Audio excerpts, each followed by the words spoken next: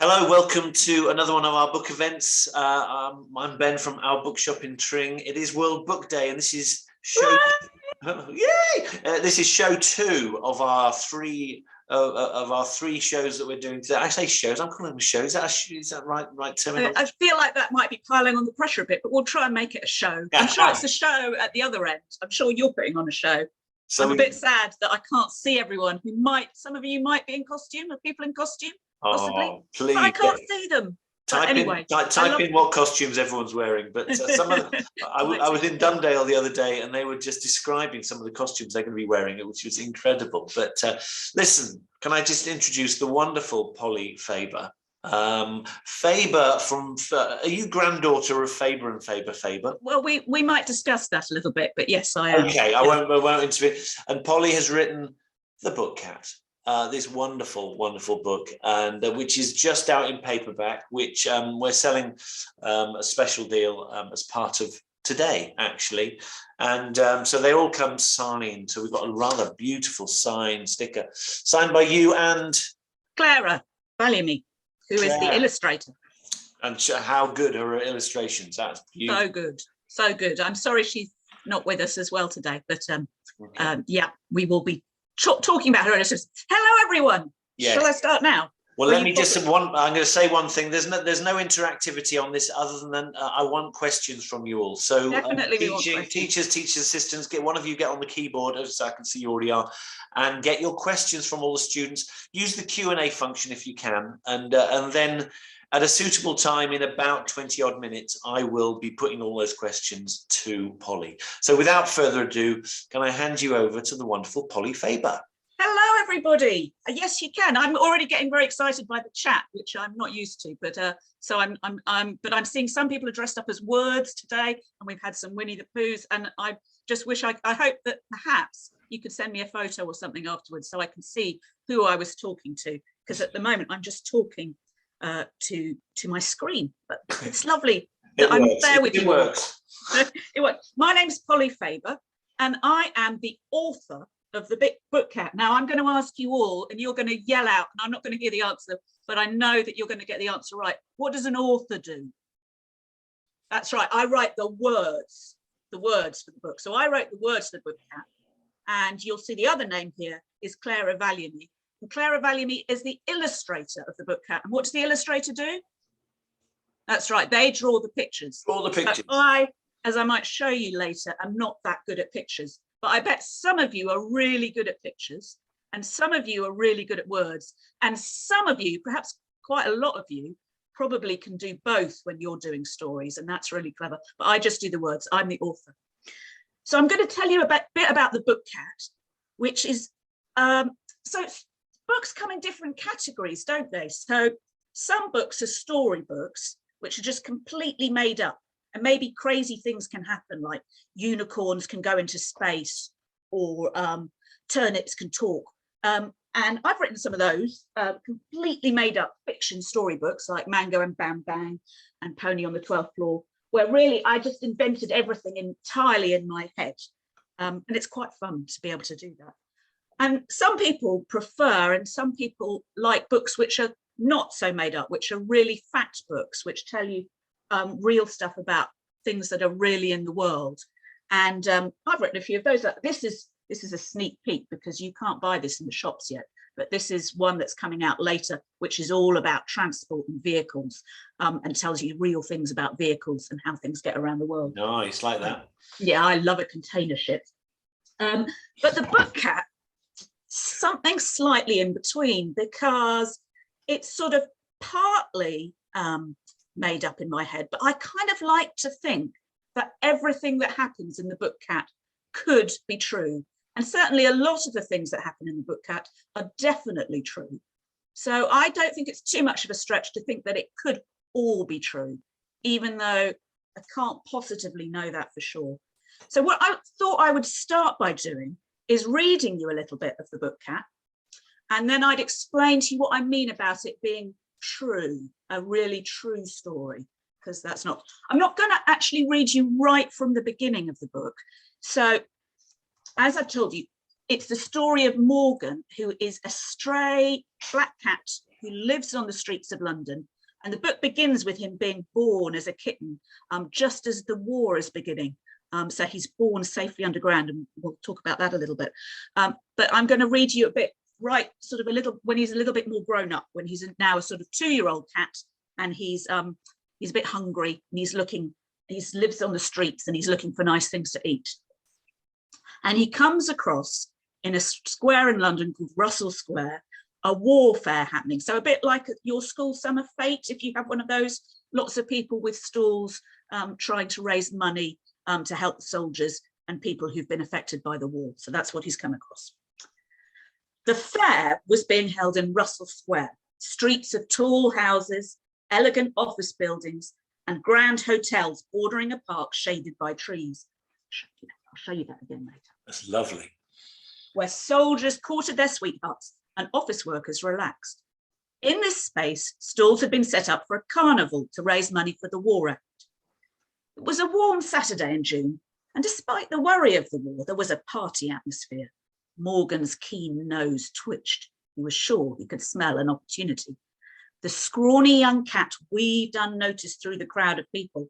Some had come to play games, others to listen to a brass band and cheer on the troops. But it was a man on stage in the middle of the square who attracted Morgan's attention. The man was holding something in his hand, and people were gathered around, pointing and murmuring. Stealthily, Morgan approached and snuck up onto the back of the stage. "A most rare and exotic treat," the man explained.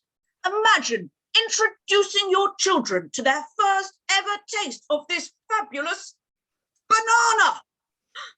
There was a chorus of oohs from his audience. Morgan inched closer, his whiskers quivering.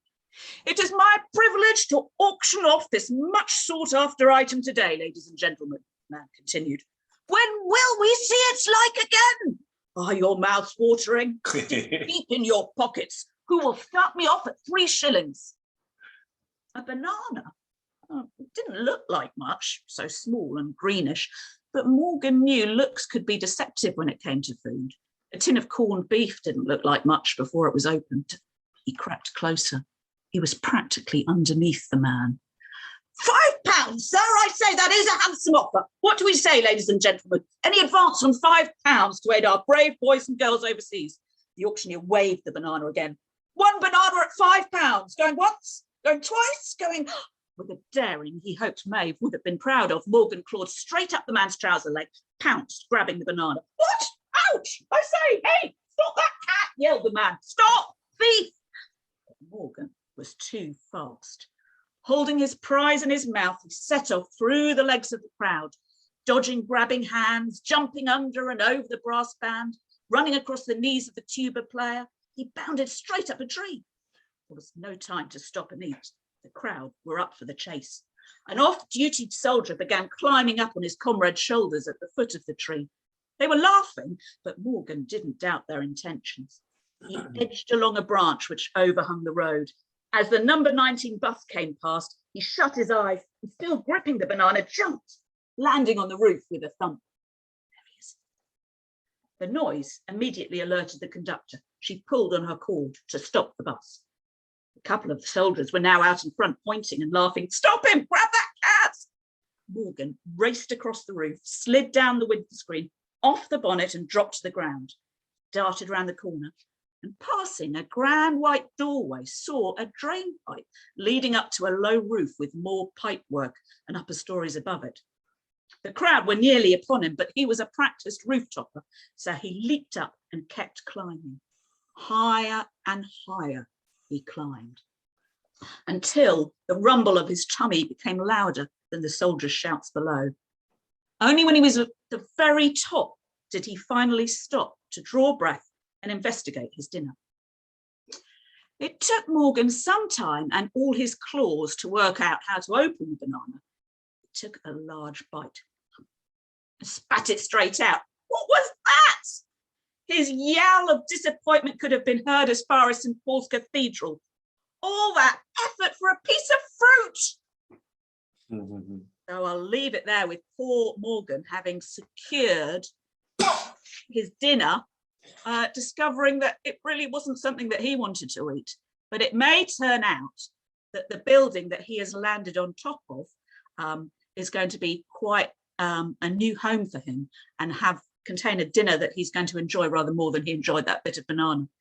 And in fact, going to start a whole new life for him, being the cat of a publishing house called Faber and Faber. Now, I want to show you some pictures and explain a little bit more about what I meant about things in my book being real. So let me just see if I can do that.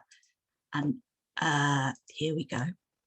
So the first thing to say is that Morgan, the book cat, the cat of our story, was a completely real cat. And I'm going to read you this little quote at the top here, which is "Interruption at this point by Morgan. You don't know anything about Morgan. He is a very large, black, heavy and affectionate cat who fastened himself on this establishment about 2 years ago." And that was written by Geoffrey Faber in 1945. And as we had a little chat at the beginning, Geoffrey Faber was my grandfather, and that was something that he wrote in a letter. And Morgan was a real cat that worked at his publishing company. Now, publishing company, you know, when you write a story, you maybe when you look at a book, you think, how do they make books so neat? And how do they make so many copies of a book when my stories, my handwriting may look messy and I can't make my books look so neat? And I worried about that a lot.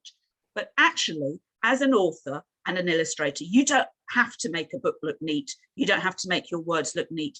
You find a publishing company and they are the people who turn it into a book that everyone can buy. And they choose which stories they think are the ones that should be turned into books for everyone to buy. And that is the job that my grandfather had. And he started a company to make books for everyone and choose the books that everyone wanted to buy. And at that company worked a very famous poet whose name was T.S. Eliot, who was a very grown-up and serious poet who wrote very serious grown-up poems, but he was quite famous. And people liked his very serious and grown-up poems. And he didn't have any children of his own, but he was godfather to lots of other people's children. And one of the people that he was godfather to was my dad. And that is my dad there, this man, this boy here, a very, very long time ago. They're wearing quite funny old-fashioned clothes, aren't they? Looking through a telescope. And this is T.S. Eliot, the very grown-up poem. And this is one of the letters that he wrote to my dad. And when he wrote to the children that he knew, he wrote very silly, funny poems all about cats and imagined all the different personalities of cats and the funny things they got up to. And everyone really liked those poems too. So even though really he was very serious and grown up, they decided to turn his funny poems about cats into a book for everyone, all children to enjoy. And that's a very old copy of it, but you can still buy it and read it now. And some of you might have seen some of the poems. Some of them are in nice picture books too. And some of you might have seen, because it got turned into a movie a couple of years ago, it got turned into a musical, all about McCavity and Skimbleshanks and Rumpelteazer. You might know some of those cats' names.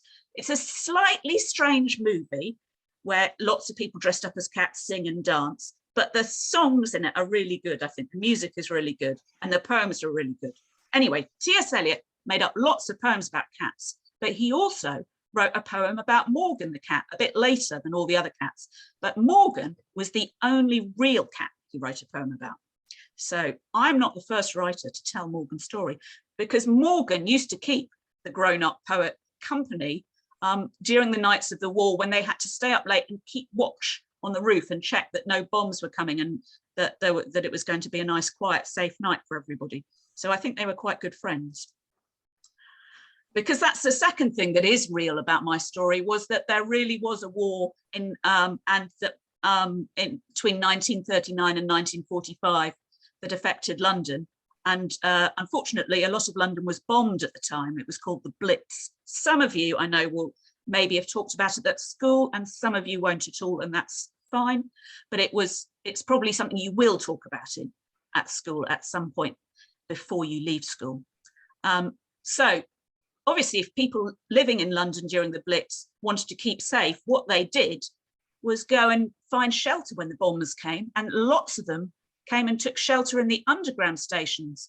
So some of you have probably been to London and travelled on the tube, And those tube stations were used in the war for people to sleep. Can you imagine? It looks pretty crowded, doesn't it? I don't know how good a night's sleep you get down there, but at least you'd be safe. And in the book Cat, my story begins with Morgan actually being born as a kitten, because I think cats and dogs would probably have gone and sheltered down there too to keep safe, don't you? Mm. And I tell you what, if you were there during the day, if there was a bombing raid at the day, maybe you'd have gone to school down in an underground station and done your lessons down there too safely. I don't know whether you think that would be a good place to learn or not. They're not doing very hard maths, at least I don't think so anyway. So that is one thing that's real. But another thing that is real is, I just read you all about the banana auction and the warfare in Russell Square. And that was a real thing that happened in 1943. And 1943 was exactly when Morgan the cat turned up at Faber and Faber. So not only was the warfare real, look, here's the real banana auction. They really did sell a banana to raise money for the troops. Now, that might seem a very odd thing to sell, but you couldn't get bananas at all during the war because they came on boats from a long way away and the boats couldn't get through because they were busy doing more important things. So look, all these children looking at this banana, it probably was the first banana they'd seen ever or for a very long time, and they'd probably never eaten one. So it was a really valuable and exciting thing to sell. But look at the banana. It doesn't look very tasty, does it? It doesn't even look like it's ripe. I think it looks a bit green. So not a very tasty one. And it really did sell for £5. Now, £5 would be quite a lot of money to buy a banana now. You wouldn't really pay £5 for a banana. It would be a very special one.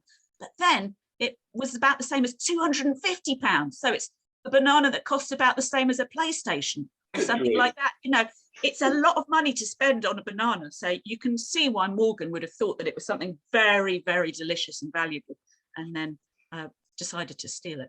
There's the man selling the banana, and he was a famous radio star, I think, at the time. So he was, people had come to see him too. And there's lots of people playing games at the warfare, just like you play, as I say, at your some school fates and things like that. This is a little boy, and he's playing a game called Hammer and Nail in Hitler's Coffin. So they were all playing games, and you can see the soldiers there. Everyone's having a good time at the warfare. So that was a real event. And this is do you remember that once he'd stolen his banana, Morgan raced up a drain pipe, raced up a grand white doorway? Well, this is the real white doorway and drain pipe that he would have raced up, because this is the offices of Faber and Faber Publishing House, where he became the door cat. And in my story, he catches lots of mice, so he's quite useful because the mice have been eating the paper so that the books are more tricky to make. But he also comes and keeps the door and helps sniff out who have got the best stories to tell, and which stories should be being turned into books for all the people that work at the publishing house. And that was something that Morgan really did. And one of the things that we know about Morgan is that he was a very, very large cat by the end of his life. In fact, so large that he couldn't really get over this doorstep anymore and had to be carried.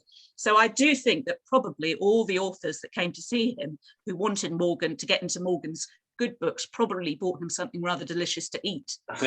Having been a stray cat, he rather enjoyed having quite a lot of snacks from everyone coming to visit him and stroking him. So Morgan discovers that he really likes living at the publishing house, and that he likes books, he likes sleeping on paper, and he likes sniffing out books. And the war carries on. And then again, another real thing is that there were sort of two bits of time in London when London was really bombed, and that was right at the beginning of the war, and then again towards the end of the war, when a new sort of pilotless bomb from came across and caused some trouble for people. And one of those bombs fell on Russell Square, and that again was a real event that happened and took out the windows and the doors of the thing. Thankfully, no one was hurt, but obviously everyone was a bit scared. And so what happened then was lots of children in London were evacuated, some of them for the second time. So again, some of you may have talked a little bit about this at school, but for children living in London during the war, it obviously wasn't a very safe place to be. So their mums and dads thought that the best thing to do was for them to go away and live somewhere nice and safe in the countryside. So lots of children went away for the first time without their mums and dads, very, very bravely, and went to live in the countryside so that they could be safe until all the bombs were finished, and then they could come back home again.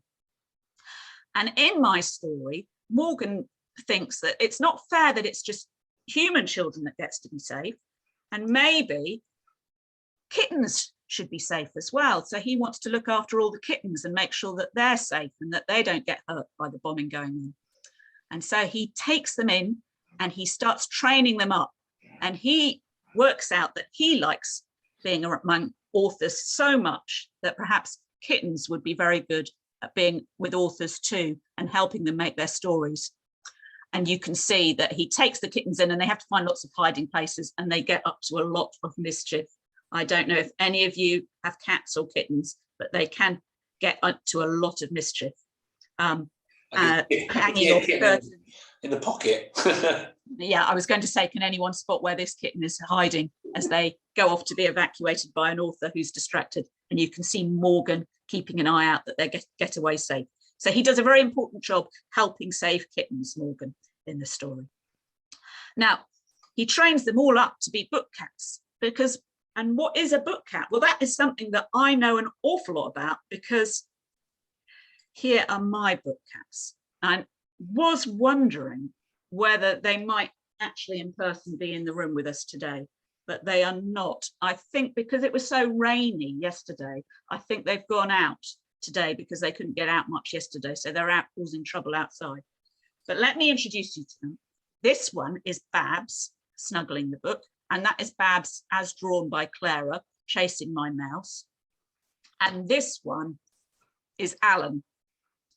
Alan as drawn by Clara, and Alan staring at me. I took this photo of Alan about 3 days ago when he really, really, really wanted his tea. And I really, really wanted to finish watching something on the television. And he sat there and stared at me like that until I stopped watching the thing on the television and got him his tea. He's quite strict with me, Alan. But you see, this is what authors need. We need, to help us write our stories, it's very useful to have someone in the house who says, you've done enough writing now, you need to get up, you need to go and get me something to eat, you need to let me in, you need to let me out. Someone who, like Babs, can sit on your keyboard and say, those weren't good words you wrote, we need to get rid of those words, you need to write some new words. Or sometimes just to come and give you a lovely snuggle and a hug and say, you've done a really good job, I really like this story. So every day, my cats help me write my stories, and they help me write my stories because I think they were taught and have been trained down through the generations by Morgan the book cat. Look, there they are, snuggling up, so they can be quite cute. Even Alan with his fluffy tummy can be quite cute as well. And that's right outside my office where I'm sitting now, where I normally work. So he'll come and do something like that to say, right, you've written enough story, now it's time to stop. So that is all the pictures I have to show you. And that's the book cat. So perhaps we can have some questions. How are we doing? Yeah, we can have some questions, but also I can also just tell you a few things about being an author, but let's have some questions, because you might all be getting, that was a lot of me talking, so we might all have a little wriggle, a little dance, and have some questions. And I can see that there was some chat going on that I've been missing. Yes, so we've got loads of questions. Do keep the questions coming in, and make sure you mention the child's name and the school you're from. We've got lots of brilliant questions. Here we are. Right, I'm just going to scroll up a little bit. So I just want to say, shout out to everyone. So it's the people are dressed up as words, people are dressed up as Winnie the Pooh, Harry Potter. And Millie, who says, when did I become an author? And Louis asked, what was my favourite book that I wrote, which are both really good questions. Millie, when did I become an author? So that's a really interesting question, isn't it? Are you an author, I wonder? What do you think? Who stick your hands up. I won't be able to see, but I can guess. Stick your hands up if you think you are an author, if you like writing stories. Okay. And anyone, stick your hand up who doesn't really like writing stories, who thinks they're definitely not an author and doesn't like writing. You're brave if you stuck your hand up, but if I had been asked that question when I was your age, and someone had said, "Are you an author?" And I would have said, "Definitely not." In fact, I might have said I liked writing if I was trying to please the person who was asking me, because I wanted to show off and look good. But if I'd been being truthful, I would have said I didn't like writing at all. I had the worst handwriting in my class. I was the last person allowed to write joined up handwriting and the last person allowed to use a pen. So if any of you watching think I am not very good at writing, I will never be a writer. I am not an author. I understand, because I felt like that and I was not good at writing. And what I really wanted to be doing every day at school, I would sit there and I'd try and make my letters go the right way, and they wouldn't, and I'm still really messy, my handwriting. If you buy a book, you see my signature on it, you will see I have very messy handwriting. So I try and get it, and then I'd be looking outside waiting for it to be break time and the bell. And when the break time came, then I would go outside and I would play a game called Jailer with all of my friends, where we would all be riding horses, imaginary horses, and we would be solving crimes against the jailer, who was a terrible baddie, and we were spies. We kind of went on international missions on our horses and stopped Jailer from doing his terrible things.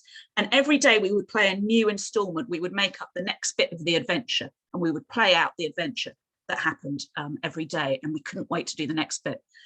And what I hadn't realized at the time was that was being an author. We were making things up. That is like 95% of being an author. The actual writing things down bit is a very, very small amount. So I like to think that we are all authors right from the beginning, as soon as we like making stuff up and like playing and like creating things. And any of you who like making stuff on Minecraft, you're kind of being an author because you're making a Minecraft world or that kind of thing. Roblox. There's lots and lots of different ways of being an author. Very true, very true. Now I've got Millie, my first book was published in 2015, so I've given you a very long answer, but I was other things before I was a published author as well, but I was always writing things. My favourite book, Louis, I cannot choose my favourite book. It's like choosing a child.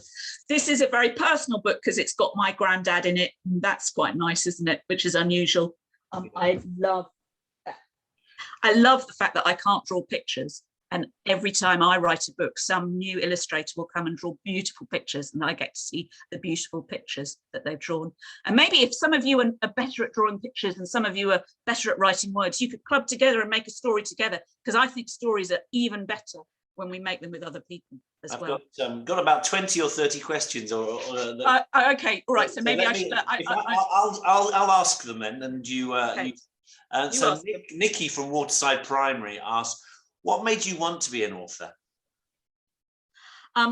It's really, really good fun, isn't it? I get to sit down and create, and I get to be the boss. I get to be in charge. I can decide what happens. And that's a bit scary sometimes when you don't really know what's going to happen, but it's quite fun. I can live, if things aren't going well in the real world, I can go into an imaginary world and make things better and have fun there. And I get to come and talk to children like you. I really like that. I get to sit at home with my cats in my pajamas and eat cake while I work. So that's also quite nice, isn't it? Clara, the illustrator of this book, very sadly, her mum, Shirley Hughes, died a few days ago. But Shirley Hughes was a very, very, very famous author and illustrator. And we're sad that she's died, but she was 95. So that's a very old lady. So that's a sad thing, but it's a normal thing. And what is lovely about Shirley Hughes, and Clara would say this too, is that Shirley Hughes was an author all of her life. So she was still making books aged 90 because she loved it so much. And she loved making books and drawing pictures and making people happy. So we're so lucky to have all of her work from 60 or 70 years worth of books, because she loved it so much. I can tell you Dogger and Dogger's Christmas are two of our best-selling books still, even now. I didn't realize that Clara was connected with Shirley Hughes, but I was very sad. Why, Orson from Grove Road, why did you choose to write this book? I'm sorry, I'm just distracted by 2B from Hamilton Academy being dressed in their pajamas. Ah, that's a good day, isn't it? Sorry. He asked, why did I write this? Why did you choose to write this book now, obviously? Why did I choose to write this book now? I think because I discovered, I got inspired. I suppose different things can inspire different stories, and you probably find that too if you're making up stories. And you never quite know where a story or an idea or a book will coming on. I don't know if you can hear any banging and crashing going on at the moment in the background. Nope. I can hear it, but hopefully it's not coming through. I can tell you my neighbours have been doing a lot of building work in the last year or two, on both sides. So there's been a lot of banging and crashing. And funnily enough, my next picture book that's coming out is all about noisy neighbours drilling and banging and getting up. So that's one reason why that got inspired. The book cat, I think once I discovered a little bit about the real Morgan, and once I found those pictures of that banana auction, which really tickled me actually, and found out a little bit more about all the history and everything seemed to slot into place, it wrote itself. Plus, you know, as I say, my real life cats, Alan and Babs, had a very strong desire for me to write this story. They came, sat on me, told me what to write, told me when to, so they're in charge actually. The cats I think that I'm in charge, but they are really in charge of what I write. Naturally, 2C at Hamilton Academy asks, have you written any other books about Morgan yet? Have you got anything in the stock? I haven't. I've written. I'm trying to write something else about some kittens, so we'll see if that gets turned into a book, because you never know when you write something whether it will be a book. No. But I think pretty much all of my books, maybe not the one with the container ship, but pretty much all of my books have an animal in them because I love them so. So my first books, which some of you might enjoy, the Mango and Bang Bang books, and they're all about Mango, a girl, and Bang Bang. And I wonder how many of you know what Bang Bang is, but he is a tapir, I will tell you. So I've written books about a tapir, and I've written books about ponies, and I've written books about dogs and cats. I like them. Kieran from Waterside Primary asked, how many books have you written? That's a well-timed question. That is a good and well-timed question. So I've written a lot of books in my life that haven't been turned into books. So the answer to how many books I've written and how many books you can buy in a bookshop are different. And how many books I might write are different, of course, as well. I think I've got 12 published books now. Is that right? I think I'll be up to 15 by the end of this year, something like that. Yes. But I started late. Before I was an author, I was a midwife, which is somebody who helps people have babies. So that's quite different, isn't it? I was going to ask what your career was. Was midwife always the thing you were doing from university? Yeah, I'm not very sensible. I think in life one can do lots of different things, and I have done lots of different things. But yes, I became a midwife after university, and then I was a mum, looked after my kids, and then I started writing stories. So it's never too late. No. Or too early. Start now. That's right. That's right. So when did you discover? I mean, that's a question from year 4. Doesn't actually say the school. Year 4, you are from any year 4, I suspect. When did you discover that you wanted to be an author? At the point where you were a midwife, I suspect, or were you already writing before then? You know what? When I was a midwife, I did have a go at writing some books for grown-ups, and then discovered I wasn't any good at that and didn't like that. So I think it was when I had children of my own and started rereading and rediscovering and discovering all the lovely new stories for them that I started rediscovering that really I wasn't much older than 8, and that's the sort of stories that I wanted to write and enjoy, and I was delighted to be able to do it. And I became friends with Clara, and she sent me an illustration, and I wrote for her, and that was a lovely thing that happened. So it sort of just happened sort of almost by accident, but in truth I was always, just like I was saying, we're all authors when we play or make up things. I'm always someone who's like to imagine things and like to think about other things and like to sometimes daydream. I was a bit of a daydreamer. Maybe some of you are a bit of a daydreamer too. So sometimes like to disappear into my head, and then it's just a matter of putting it down on paper. And if any of you want to be an author, people sometimes ask, how long does it take to write a book? I don't know if anyone, I've now realized I'm looking at chat, not questions. So Ben is looking at the questions. If any of you are wondering how long it takes to write a book, it's really variable. So it depends how many words there are. But the thing to do is not think about the end of the book when you start the book, but just write a bit each day. And if you write a little bit each day, or think of a different bit each day, or play a different bit of each day, like I did with my playground game, it builds up into something bigger, a bigger universe quite quickly. And then a week or two down the line, you look at it and go, oh, I've done all of this. I've done all of this. Mm. When you were at school, what was your favourite subject? I liked English. I like writing. I like reading. I did like reading always. I wasn't good at writing, but I liked reading books. And I liked drama and playing and art and things. I mean, yeah, not the serious things. Well, important things, but yeah, no, I liked playtime. I wasn't very good at PE. Was all right at maths, but yeah. Because of your family, because of your family links to Faber and Faber, was it almost an automatic element to your life that you were always going to get into writing? I did. I don't know if some people have no books at home. Some people have 2 or 3 books at home. I lived in a house that was absolutely full of books, stupid amounts of books, too many books, and very strange books. We had a book in my house called The Life That Lives on Man, which was all about the tiny creatures that live in your eyebrows. Really, there are tiny creatures that live in your eyebrows, for instance. I used to look at, so there was always something strange and unusual to look at and read in my house. And we even had books in the toilet. So there were a lot of books. Too many books, maybe. Andrew from Waterside Primary asked a very important question. How old are your cats? Yeah, that is a very important question. They are 4, are they, or are they 5? I think they are. I'd have to look it up. I think they're 4. We have had them since they were kittens. They're not my first book cats. I've had other cats before that. So I had a lovely cat that looked like a leopard called Jones before that. But Alan and Babs came from the rescue centre when they were kittens, and they very quickly took to their role. And before Jones, I had Daisy and Lupin. Yeah, so I've always liked to have a cat to help me write, definitely. A few children have asked, how long did it take to write this? Yeah, and the other thing about writing a book is that might surprise you. I wonder, how long do you think it takes between me writing a book and you being able to buy it from Ben's Bookshop? Gosh. And you can all call out answers that you think about that. I can't hear what you're saying, but it's a tricky one, isn't it? I'm going to tell you the answer, because sometimes people, when I normally ask that, sometimes people say like a week, or they'll say like a month or something, but about 2 years sometimes. So you can write a book and it takes a very, very long time for the publishers and everyone to turn it into a proper book.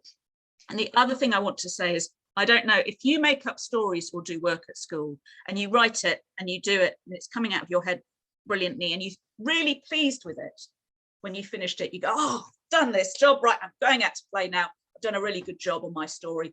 And then you show it to your teacher, and your teacher, I'm sure all your teachers are absolutely lovely, and they are absolutely lovely, and they're also right. Now look at your story and they'll say sometimes, you did a really good job. That is a brilliant story. I really love the story that you've written.